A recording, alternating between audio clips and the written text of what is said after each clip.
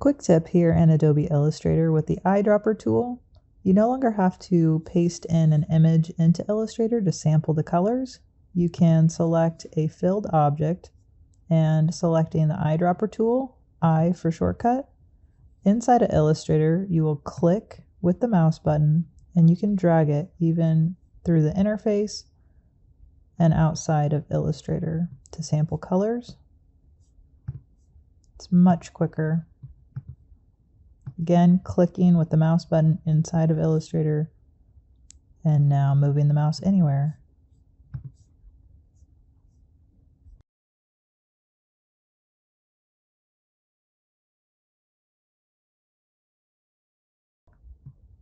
And there you have it.